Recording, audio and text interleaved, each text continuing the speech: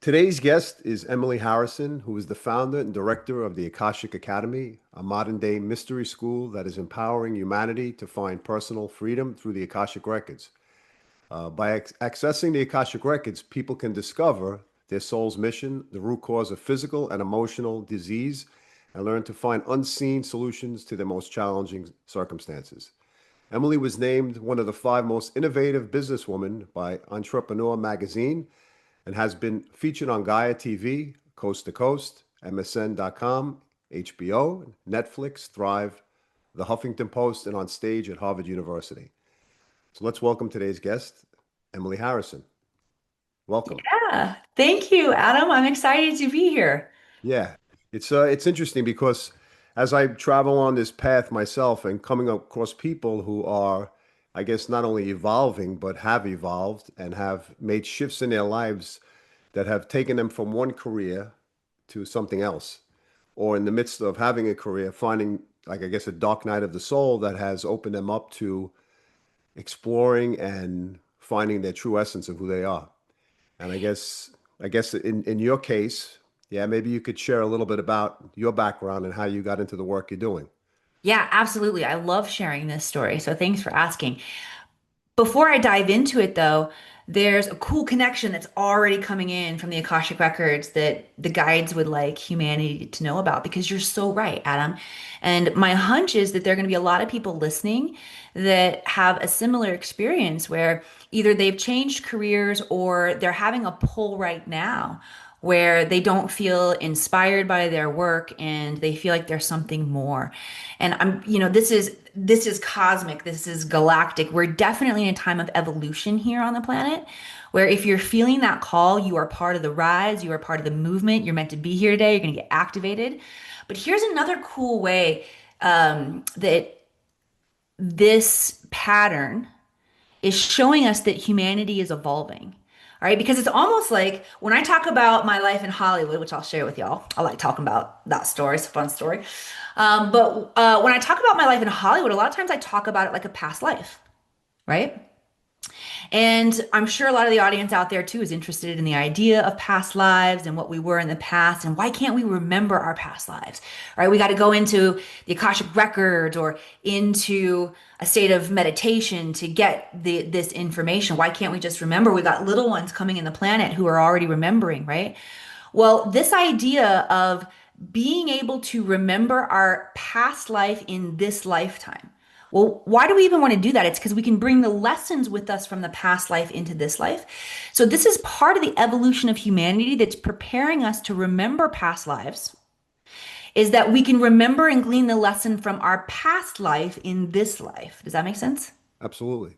Yeah, so anybody who's in that space, this is powerful soul evolution that's preparing the future of humanity to remember more of our intelligence, which we've forgotten. We've been in a you talked about the dark night of the soul. I mean, patterns repeat themselves, whether you're dying physically on the planet or you're having an emotional dark night of the soul, or you're looking at the cosmic cycle. Cosmically, we've been in a dark part of the universe for the past 26,000 years. And we're now moving into a part of the universe where there's more light. We're being bombarded with photons of light that are waking us up, that are inviting our curiosity, our creativity, our passion to play big in life, right? And I think those cosmic waves started hitting me early on. So I'll get to my story now. Yeah, yeah. So I was born in small town Missouri, about 3,000 people right on the Mississippi River. And I always felt like the pulse of the big city pulled me. I felt like that small town girl and I wanted to break free, Right. right? I also grew up immersed in the Southern Baptist Church. So Sunday school, Sunday morning, Sunday night, Wednesdays, I was going to church camp. I was also a rebel. Don't let me fool you, Adam, because I was also sneaking out of my house at night and the boys picking me up at the top of the street. And I really felt like I wanted to break free from that. And so I went to college for a couple years.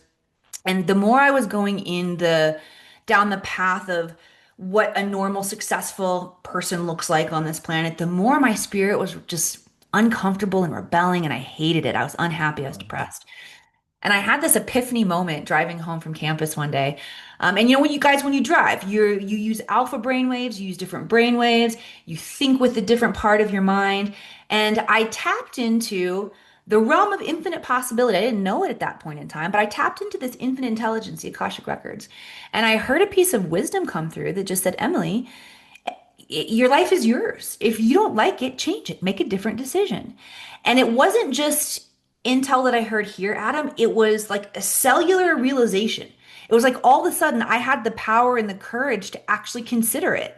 And so 19-year-old Emily considered it. And when I tried on what it would look like to move to Hollywood and be an actress and pull the plug on Life in Missouri, I'm like, hell yes, I'm in. And Right. so that's what I did. I pulled the plug on Life in Missouri. I went to Los Angeles. Um, I started getting opportunities right away. I'm that typical Midwest story. Like I get off the bus in Los Angeles and the agent finds me and she starts sending me out on auditions. And we discover that I suck. I have no acting training. I was really nervous in the audition room and I had to do something about that. So I started acting training right away, which gave me more confidence as an actress, gave me time to practice. But it didn't really help the nerves so much. Like I would still get nervous when I went into a room full of executives. So I started doing things to cultivate my subtle energy body, like Tai Chi, Qigong, yoga, meditation. And the more I began to do these things, the more my energy was under my own authority.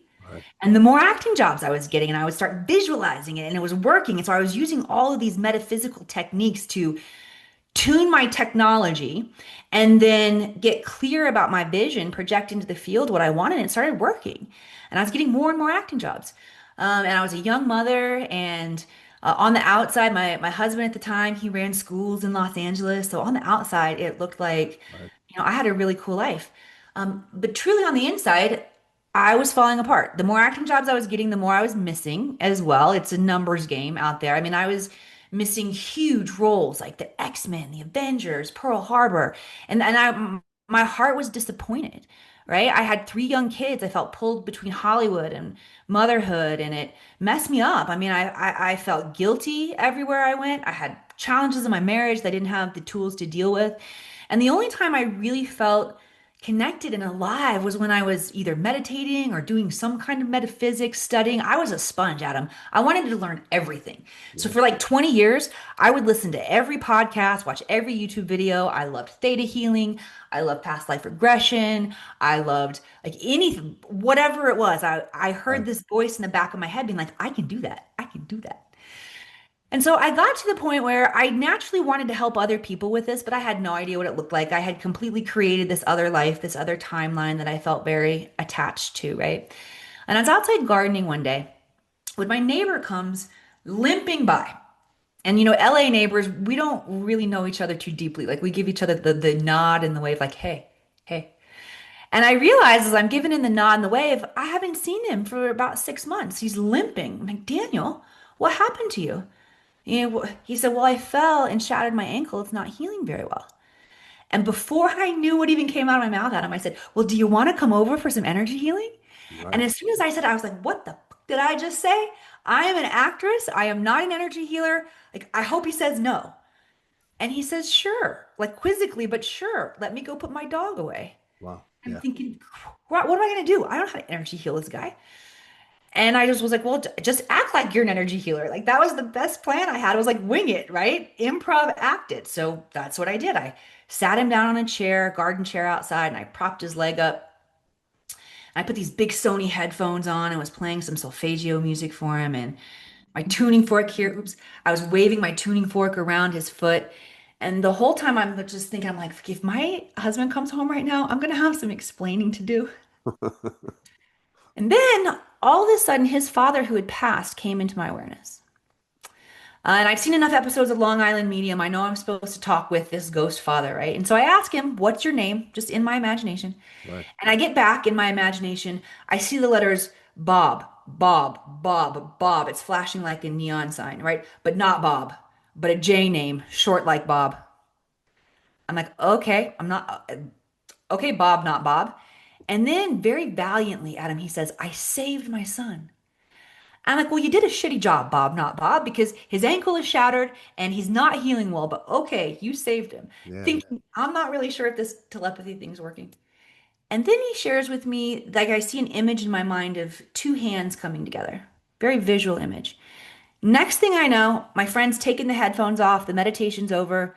I'm coming back into my body. I'm like, do you feel better? And he's like, yeah, I think I do. I said, great, bye. Shoot him off home. Went inside, washing my hands. Bob, not Bob, is there. Please reach out to my son. Let him know I was here. So I sent my friend a text. I'm like, all right, you know, I'm an actress. I'm not a medium. I do feel like your father came through in that session and has some messages. And if you're open to it, I'll share with you what I got. I don't know if I'm right, but I'll share it with you.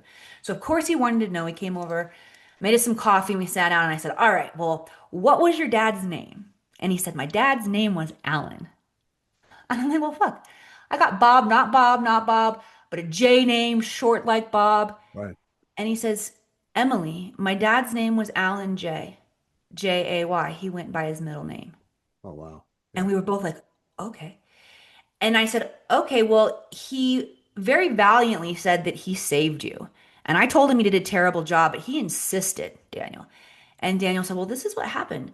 I had been experiencing vertigo for a couple months, was feeling better, wanted to go out shopping for my girlfriend. So I was in this jewelry store in Malibu, like on the second story of a shopping venue.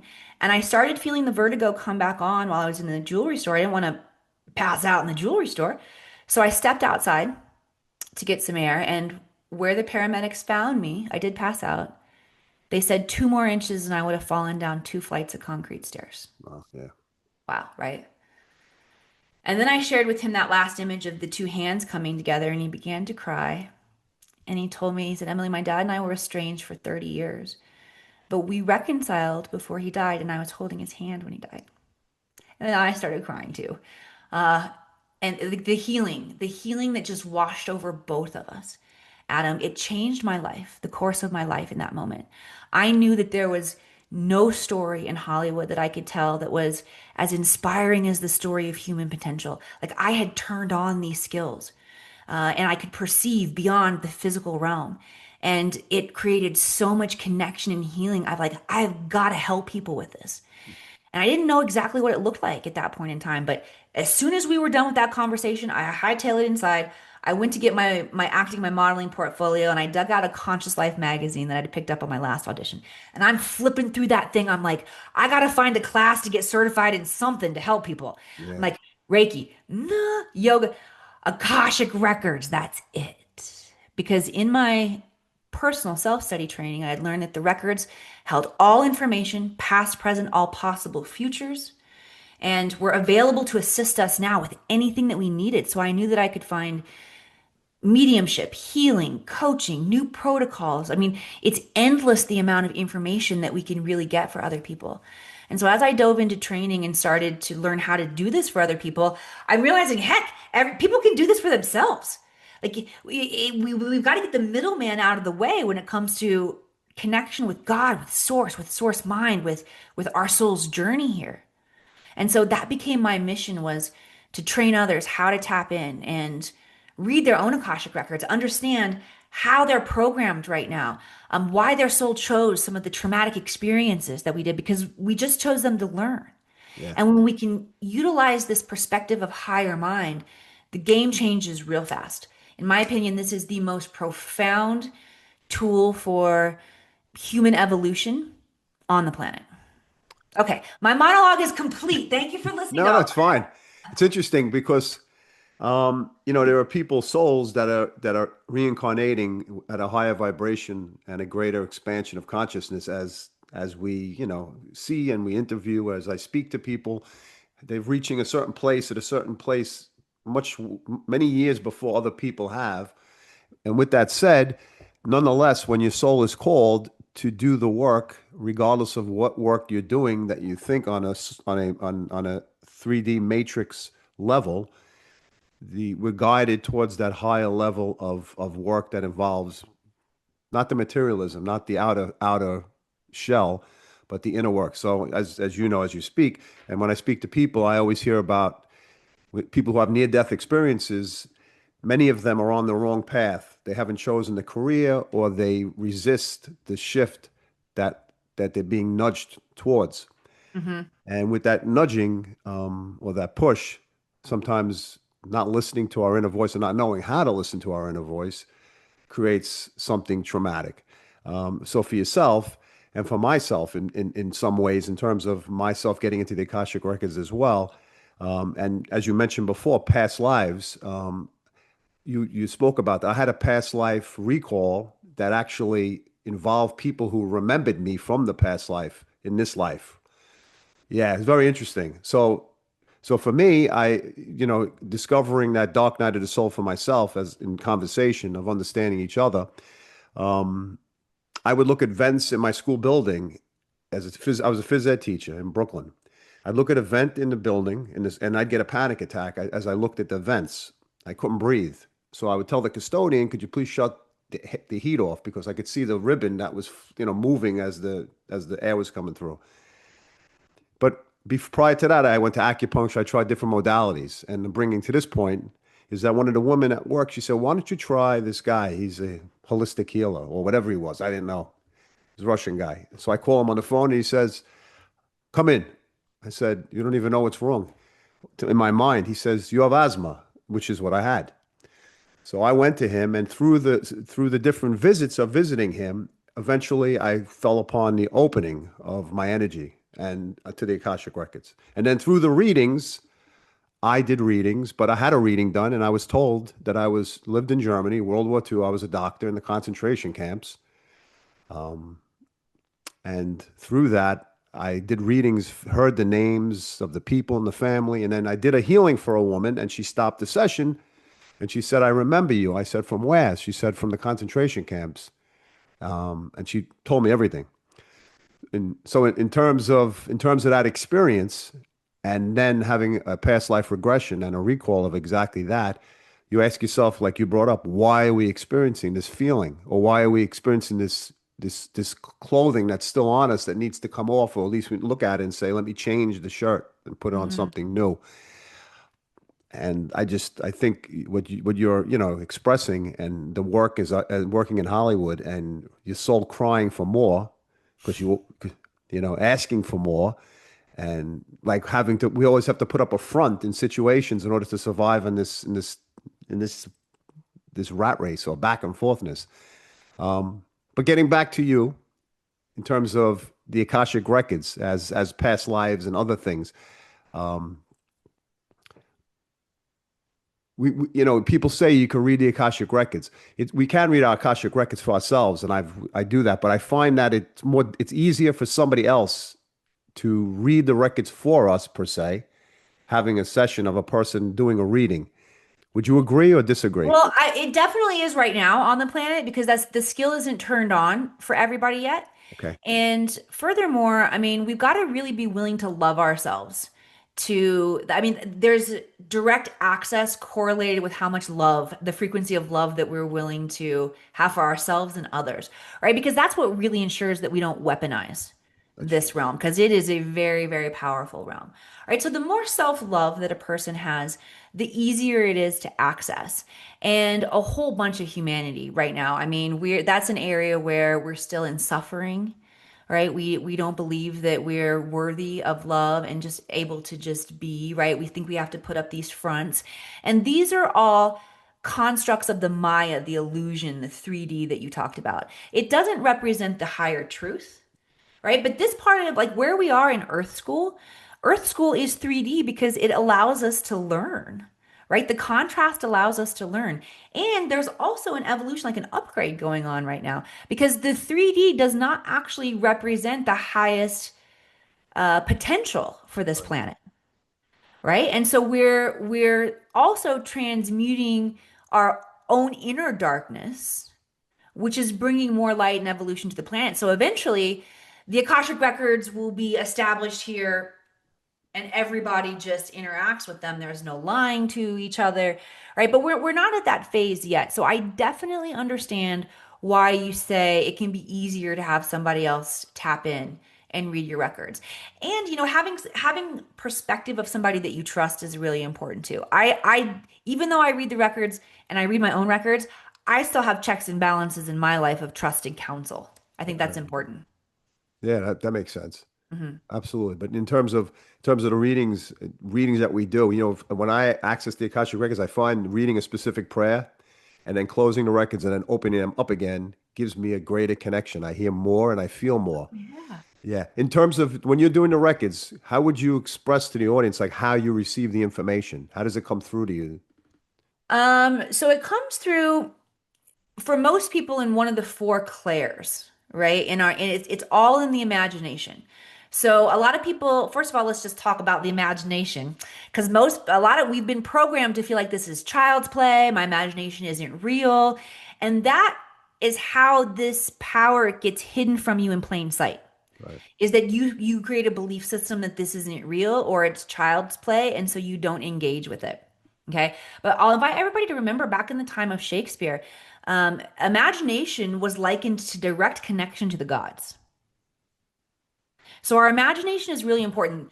The communication is going to happen in your imagination first. So it's important to isolate and understand how the imagination is working.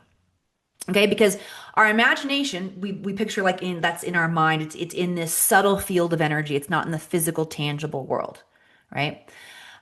Is also linked to, let's talk about our intuition next. Intuition, we are all wired with, and it's our ability to know something instantly. Now, how that communication, that instant communication works is through the imagination. So where you're gonna notice you get pictures in your mind, or maybe you hear a voice or you hear like someone talking to you. You may notice that you get the goosebumps in your body. You feel physical sensation or effervescence or temperature shift and change in the body, Right. right? So let's isolate what these different aspects of our intuition are. And we can give your audience a free gift too. I have a training that helps activate your intuition so that it can become a reliable source of wisdom for you in 15 seconds a day. Okay, but here are the four different clair senses or psychic senses or intuitive senses. You can interchange those words. Okay, that are the primary senses that most people are getting in their imagination. So I talked about pictures in your mind, right? This is clairvoyance, clear inner vision. It can look like getting a flash of a postcard. It can be a moving picture. It could just simply be color as well. Okay. All of this is example of clairvoyance or your clear inner vision. All right. Can everybody right now out there isolate your own clear inner vision? Like we all have it. You can recognize, oh yeah, I see pictures in my mind. That's your psychic sense. You're psychic, everybody. Okay. Right. Then there's clairaudience. That's clear inner hearing. That can sound like our own voice. It can sound like a loved one. It can even be lyrics of a song. Lyrics of a song pop in your head that feel like they have a message for you. Or you're singing a song and you get in the car and it's on in the radio, right? That this is your clairaudience, your clear inner hearing tuning in on a level that you're not so conscious to. We're Right. learning to bring the subconscious into consciousness, right? What's below our awareness into our awareness. So that's clairaudience. There's clairsentience, that's clear inner feeling.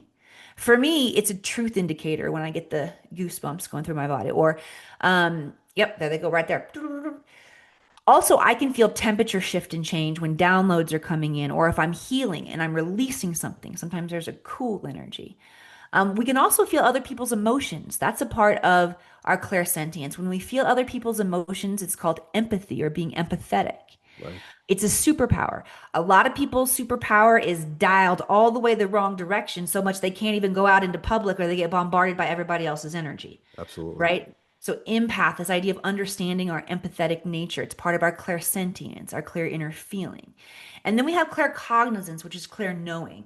That's the download, the file open, all of a sudden, life makes sense.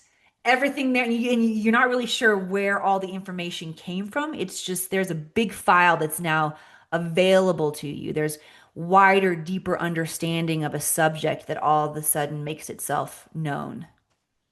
Cool. So does that make sense? Absolutely. Cool. Absolutely. Yeah. It's interesting, once you go down this rabbit hole of information or this expansion, it leads you to so many different areas of of interest of subjects that other people, would scoff at, and how people who haven't opened themselves up to understanding their own self would have a difficult time Yes. investigating, investigating, or challenging belief systems. Yeah, you're right, because there's an incredible amount of wonderment that opens up to us, Yeah, right? And I love that you talked about the importance of the exploration of self, the quest for self-knowledge. And if we don't know ourselves, it's almost impossible to open up yeah, to what else is out there. And when I'm training people how to read their own Akashic records, there's a very specific progression so that people can get the most out of the experience. One, because you mentioned well, you didn't say the pathway prayer, you said a prayer. I thought it might be the pathway prayer. Is that the one that you use to open the records? I believe it's the pathway prayer. Yep. I don't. Yeah, That's how I learned. Linda Howe's method was how I learned too. When I started training people, my guides gave me a different way to take people into the records, which includes, I mean, nothing wrong with the pathway prayer. The pathway prayer is amazing. My guides just told me there's a different way that we're going to ignite the vibrational access for you, for people who come into your field.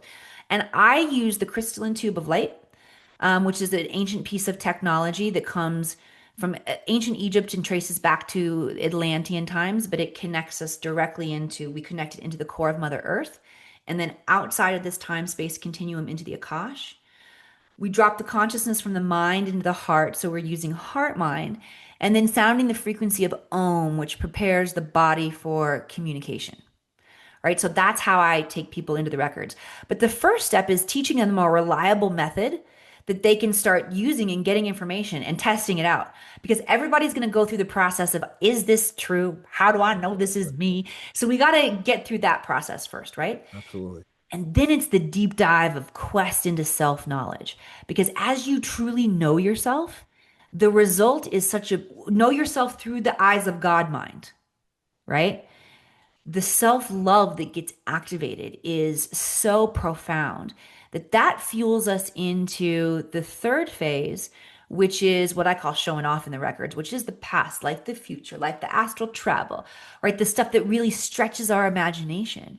And when we engage in things that stretch our imagination like that, and then we bring it back into the physical, we think about everything differently. Absolutely. Right. Yes. Yeah. It's you bring up these subjects of, as I just mentioned, but there's other aspects of things that take us in this world to understand more than just traveling, not only through the Akashic Records, but for myself, having paranormal experiences with UFOs Ooh, tell and me more. lights. And I love the UFO talk.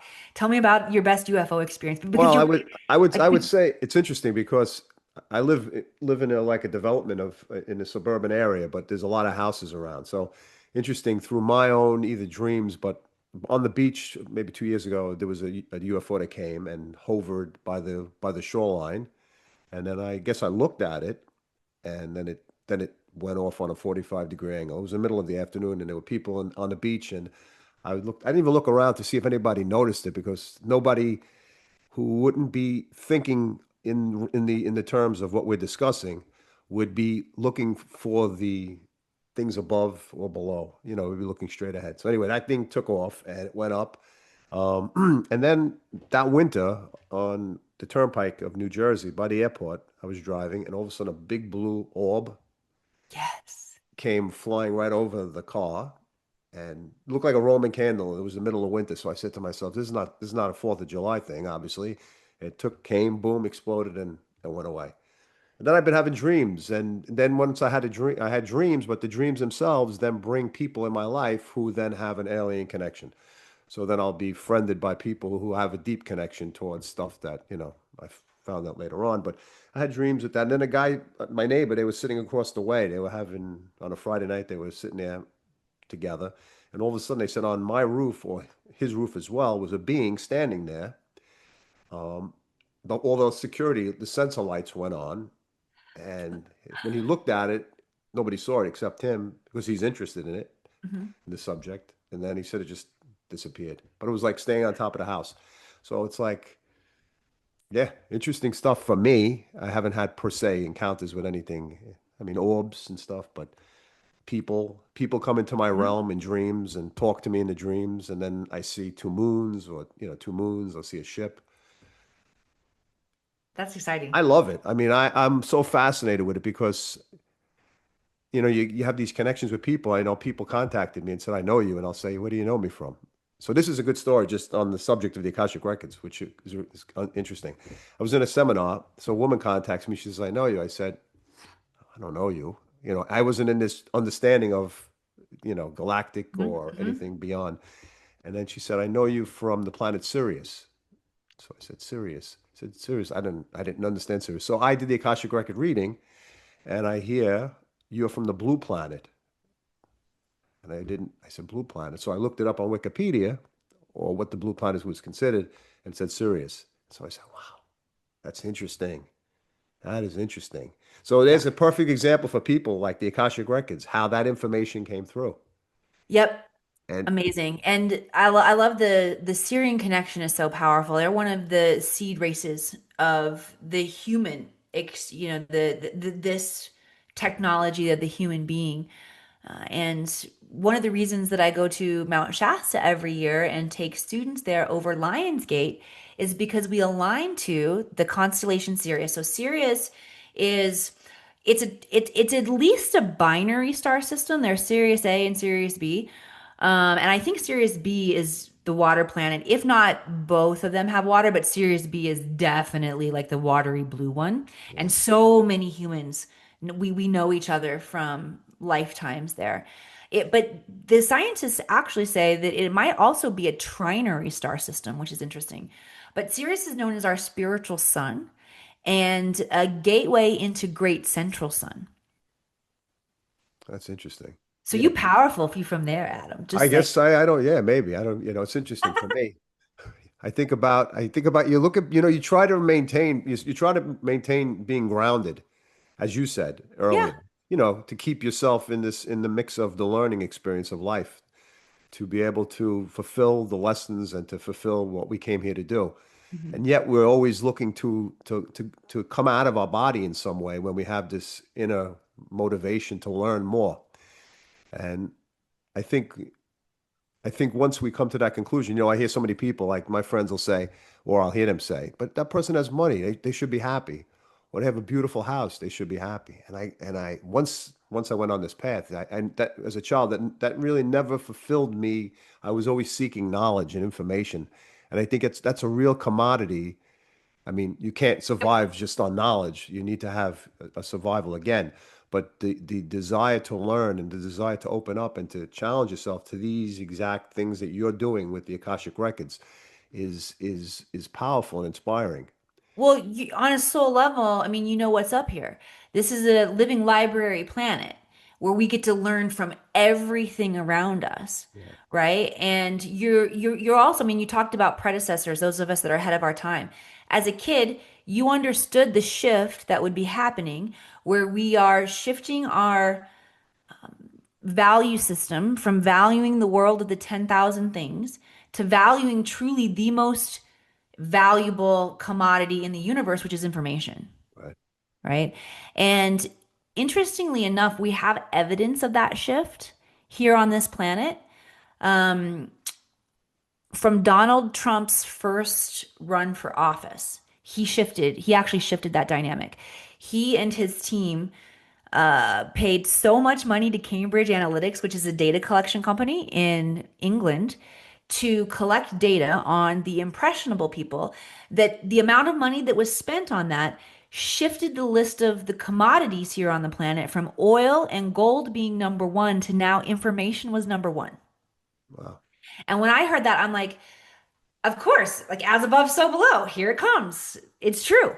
And the cool thing about the Akashic Records is here's why it will level the playing field of hierarchy on the planet. Because once everyone has access to the same information, and information is like the most valuable thing, we have prosperity and abundance That's here, true. right? From that quantum pattern standpoint, and we know patterns repeat themselves on all the causal planes. Yeah, Yeah. but having an open heart then will be the commodity that connects us to that, as you said, Yep. right? 100%. So Yep. yeah. And so that requires us to do the work in order to open our hearts, in order for us to go out of our mind and our head to that chakra, and which is probably, well, I guess from my perspective, I'll speak of myself, it's probably the most difficult thing to know how to feel. We know how to verbalize, but to feel emotions, to feel the effects of traumas and conflicts that we go through, and being able to put that into some type of feeling to, as I went on, and to allow it to pass, Yeah. to let it go through us without, distracting or dissociating, which I've Yeah, well, done. we've buried the knowledge. We've hidden the skills. Humanity does not have the skills to face and feel, Right. right? We've got fear around feeling our feelings. It feels very uncomfortable. We've been resisting it for generations now. So yeah, the emotional body of the human is, um, for most humans, it needs it's time to up level everybody, and it starts with loving ourselves, right? Yeah. We receive so much information, or I know myself as a seeker looking to desire information. And Mhm. then when you receive all that information, like, what do you actually eventually do with it? You have to apply it and put it into some Yep. type of healing for yourself or the healing of others. You have to embody it. It can't just be knowledge that happens here. It's got to affect not only the vibrational frequency of our body, our actions as well. What do you do at Mount Shasta? Oh my gosh. Well, we do a lot of UFO watching, and I've seen some of the most profound UFO experiences ever there at Mount Shasta, but it's not based around UFO watching. So, what my Akashic Academy looks like is first when people come to me, they train in the Akashic Records, or they can get Akashic Record reading too, but they train in their Akashic Records. And one thing that really inspires me on this planet is helping people understand what their soul mission is, how that what service they have to share with humanity. I mean, I made my own job up and I love my job, and I our job is our service, right? So people who are very much drawn to me and wanting to figure this out, that's part of the legacy that's held through my training program is I want you to figure out what your mission is, why you're here on the planet. Then it comes to Mount Shasta. So I lived in Southern California. Shasta's on the California-Oregon border. I lived there for 20 years in Hollywood. Never felt called to the mountain. Then she called. I lived in Reno, Nevada, which is where I still live now, when she called for the first time. And I was going there for personal transformation. And I also knew that I wanted to bring people there. So I went to the Shasta myself and I opened the records of the mountain to begin to see, like, what is the energy signature of transformation that I'm here on the planet to lead people through. And so first thing that comes up is like Lionsgate, right? We want to do this on a galactic activation. It's just going to align everyone to the remembrance, the truth of who they are. Then we're going to talk about Mount Shasta being the root chakra of the planet. So just like we have the chakra system, the planet has her chakras as well. And the root chakra, this is the base, right? This is where we're anchored in to the planet's safety, survival, like comes from this chakra. So any intention that we're holding for ourselves, as or if you're not holding a conscious intention, whatever you're thinking in your mind, get ready because it's about to really reveal in your life. But whatever intention that we're holding when we go into the mountain atom, we anchor into the timeline of that potentiality from our base. Like we anchor that into the planet. So it's an opportunity to harness incredible earth energy Right. for accelerated transformation. Now, accelerated transformation isn't for everybody, okay? Rapid change can bring about breakdown and chaos. So you got to have skills, right? Right. Right. Right. Slow change is Yeah. nice and easy. Rapid change can blow our circuits at times. So you want to make sure that you're supported and that you know what you're doing when you begin working with some of these more powerful energies. So the people that have gone through the training, they come to Shasta, they've already been prepared to tap into being ready to receive the mission and understand fully what that is. And then we have of course, the piezoelectric energy of the mountain, which not only raises human consciousness, but also opens up that intergalactic gateway so we can get the connection and communication with our extraterrestrial friends. And then we also have what's going on inside the mountain. So I'm going to take us all back to the time of Atlantis and Lemuria, when we had two civilizations here on the planet. Lemuria was actually the first civilization seeded from Sirius, Lyra, Orion, the Pleiadians, Arcturus, Andromeda. I got most of the big ones there. Alpha Centauri. There, I might have missed a few, but we're like all of the best, most amazing DNA from the universe created into this human specimen. Um, we did have to go through a transformation from being so high vibrational to be on a frequency where we could interact with this planet, Right. right? So the ceremonies that the priest and high priestess of Lemuria did look like each person of the village would come and stand on a big crystal altar, and the high priest or high priest would offer them a flower, which were giant back in those days, right? Or a pineapple. And with their senses, like you take the flower, you feel the gratitude, you see the beauty, you feel the softness, you smell it, like you engage, right? In this physically sensual way, which adjusted our vibrational frequency to be in coherence with the physical world, to be here, to engage with it, to enjoy it, right? This was very feminine, powerful energy. So the Lemurians lived in harmony with nature. The society was abundant, it was healthy, prosperous. They lived in peace. Then the Atlanteans came along. The Atlanteans represented the divine masculine energy, and they were very adept at technology and advancing technology on the planet. And the two civilizations lived in harmony for eons until they didn't. Right. And basically, they blew themselves up. The Akashic Records, the level of intelligence that was available here on the planet, along with ego, made a very bad mix, and we weaponized the knowledge and the intelligence, and we wiped ourselves out with the technology. However, the Lemurian grandmothers knew about 2,000 years before the cataclysm that we were going to wipe ourselves. So they began programming crystals, crystalline structure, can't crystals and stones, baby. That stuff stays. Like the papyrus, the scrolls, the digital world may evaporate here on us, but the stones, you got one? Yeah. So the Lemurian grandmothers began programming not only the Lemurian seed crystals all over the planet, but also the DNA so that we could have this remembrance, especially when we're in those places where the land is coated. And so in Mount Shasta, giant granite, it's all crystal, right? And a super volcano. We're connecting to that remembrance of the Atlantean Lemurian. The Lemurian refugees went inside Mount Shasta and created a fourth dimensional city of light called Telos. So we get those codes from Telos while we're there. And I take people on an incredible journey all through the secret vortexes of Mount Shasta. Talk about like the big blue orb that you saw. I actually have a ship that we saw this year on camera. I'm sorry. I say we saw it this year. We didn't see it in the physical world. It presented itself through the camera, Wow. right? Similar to the aurora borealis when you take the pictures and it's more vibrant through Right. the camera lens. That's what we experienced. And this was year number 6 that we've been doing it. I had a documentary film crew following me this year, Adam. Really?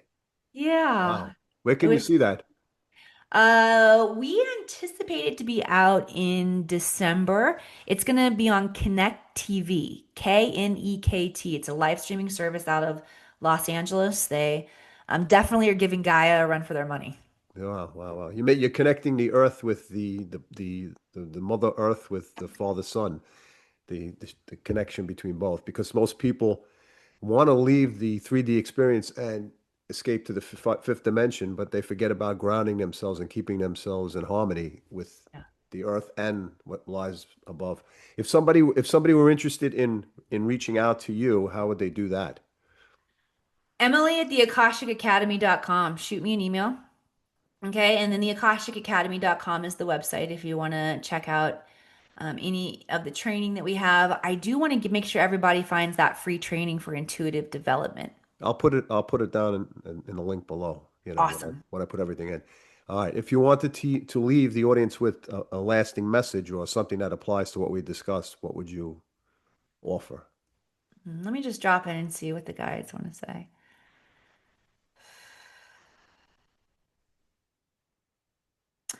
With both of us being adept at tapping into the records and reading the records for others, I think there are going to be a lot of people who are naturally drawn into this space that get that hunch. Like, I wonder if I can do that, right?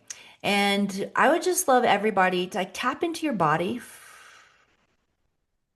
If you're feeling a soul yes, let this be the moment that you stop wondering and that you drop in with community. Because once you drop in with community with others who are doing this work too, you're going to be in a completely different ball game in terms of your expansion and your evolution. And some people are waiting for that invitation in, you know?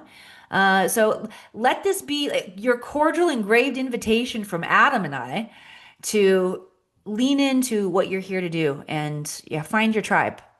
So if you take that first step, the rest of the path's going to unfold for you. Yeah, because most people are a little unfamiliar with what the Akashic Records are, but I think explaining it in the way you have and us having this conversation gives a person a peek Yeah. into what goes on. All right. So I want to thank you Thank you too. for And joining you're me welcome. and bringing me your inspiration and a different way of looking at the not only the Akashic Records, but at looking at life with the inspiring energy that you possess. Thank you. Yeah, it's palpable. I can feel it. And I feel calmer after now, after at the beginning, prior this morning, I told you the energies were a little off for me, but I think I balanced myself out. Good job. So, Thank you. so I thank you. You're welcome.